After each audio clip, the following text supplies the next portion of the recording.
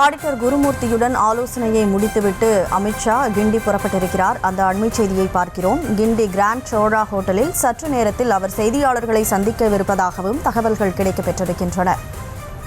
நேற்று இரவு தமிழ்நாடு வந்த அமித்ஷா இன்றைக்கு பாஜக மூத்த தலைவரான தமிழிசை சவுந்தரராஜனை நேரில் சந்தித்து அவருடைய தந்தையின் மறைவுக்கு ஆறுதல் தெரிவித்திருந்தார். தொடர்ந்து ஆடிட்டர் குருமூர்த்தியை அவரது இல்லத்தில் சந்தித்தார். தற்போது அவருடனான ஆலோசனையை முடித்துவிட்டு கிண்டிக்கு புறப்பட்டிருக்கிறார். இன்னும் சற்று நேரத்தில் அவர் செய்தியாளர்களை சந்திக்கவிருப்பதாகவும் தகவல் கிடைக்கப்பெற்றிருக்கிறது.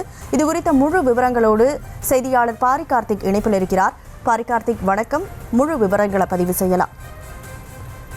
வருகின்ற 2026 சட்டமன்ற தேர்தலுக்கான பணிகளை பாஜக துவங்கி இருக்கக்கூடிய நிலையில் வருகின்ற தேர்தலும் 2021 அதிமுக உள்ளிட்ட கட்சிகளுடன் கூட்டணி அமைத்து பாஜக தமிழகத்தில் போட்டியிட்டது.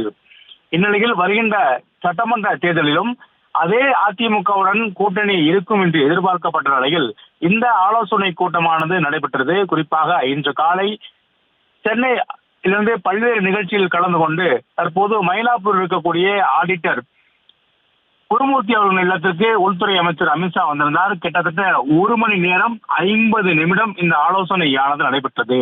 இந்த ஆலோசனையில் 1 மணி நேரம் இருவரும் தனியாக ஆலோசனை மேற்கொண்டார்கள். அந்த ஆலோசனையின் பல்வேறு விஷயங்கள் பேசப்பட்டன. குறிப்பாக இந்த வருகின்ற 2026 சட்டமன்ற தேர்தலையும் பொறுத்து திமுக கூட்டணி கட்சிகள் வலுவாக இருக்கிறது. எனவே நாம் ஒரு கூட்டணி அமைத்து தேர்தலை சந்திக்கும் பொழுது எந்த விஷயங்கள் எல்லாம் சவாலாக இருக்கும், திமுகவை இந்த தேர்தலில் எவ்வாறு எதிர்கொள்வது உள்ளிட்ட பல்வேறு விஷயங்கள் ஆலோசிக்கப்பட்டதாக தகவல் வருகிறது.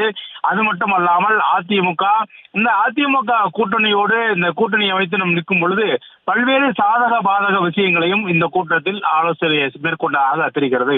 அது மட்டுமல்லாமல் புதிய தலைவர் பாஜகவை பொறுத்திருக்கும் தேர்வு செய்யப்பட இருக்கிறார். அதற்கான வேட்புமனு தாக்கல் இன்று துவங்கி இருக்கிற நிலையில் நாளை தலைவர் அறிவிக்கப்படுவார் என்று கூறப்பட்டிருக்கிறது. எனவே அது குறித்தும் விரிவான ஒரு பேச்சுவார்த்தையாக நடைபெற்றிருக்கிறது. குறிப்பாக அரசியலில் அதிகாரம் இல்லை என்றாலும் கூட குருமூர்த்தி அவர்கள் பாஜகவில் ஒரு பின்புலமாகவும் அதிகார மையமாகவும் விளங்குகிறார். பல்வேறு விஷயங்களை பாஜக தலைமை ஆடிட்டர் குருமூர்த்தி அவர்களை கேட்டுத்தான் செய்யும். அதன் அடிப்படையிலே தற்போது உள்துறை அமைச்சர் அமித்ஷா கிட்டத்தட்ட மயிலாப்பூரில் இருக்கக்கூடிய குருமூர்த்தி அவர்கள் இல்லத்திற்கு வந்து 1 மணி நேரம் 50 நிமிடம் இந்த ஆலோசனையில் ஈடுபட்டார். இந்த ஆலோசனை கூட்டத்தில் பல்வேறு விஷயங்கள் முன்னெடுக்கப்பட்டன. ஒருவேளை புதிதாக பாஜகவுடைய தலைவராக யாரை நியமிக்கலாம், தமிழகத்தில் இருக்கக்கூடிய அரசியல் கள சூழல் எவ்வாறு இருக்கிறது, மேலும் தற்போது இருக்கக்கூடிய தமிழக அரசியல் பிரச்சனைகள் என்ன, எதிர்கட்சிகளை எவ்வாறு நாம் கையாள வேண்டும் உள்ளிட்ட பல்வேறு விஷயங்கள் பேசப்பட்டதாக தெரிகிறது. அதன் அடிப்படையிலே தலைவரை யாரை தேர்ந்தெடுக்கலாம், யாரை தேர்ந்தெடுத்தால் பாஜகவிற்கு நல்லது, அது மட்டுமல்லாத கூட்டணி கட்சிகளை யார் அரவணைத்து செல்வார்கள், தேர்தலை சந்திக்கும் பொழுது ஒரு பாஜக தேசிய கட்சிக்கு ஒரு முக்கியமான பொறுப்பு இருக்கிறது. எனவே அனுபவம் வாய்ந்த தலைவரை போடலாமா உள்ளிட்ட பல்வேறு விஷயங்கள் இந்த கூட்டத்தில் ஆலோசிக்கப்பட்டதாக தெரிகிறது. தற்போது இந்த ஆலோசனை முடிந்து அமித்ஷா அவர்கள் ஐடிசியில் இருக்கக்கூடிய விடுதிக்கு செல்கிறார். அங்கு செய்தியாளர் சந்திப்பில் ஈடுபட இருக்கிறார். எனவே இன்றைய தினம் அவருடைய செய்தியாளர் சந்திப்பு முக்கியத்துவம் வாய்ந்த செய்தியாளர் சந்திப்பாக கருதப்படும். இன்றைய அவருடைய சந்திப்பு கூட முக்கியமான ஒரு சந்திப்பாக கருதப்படும்.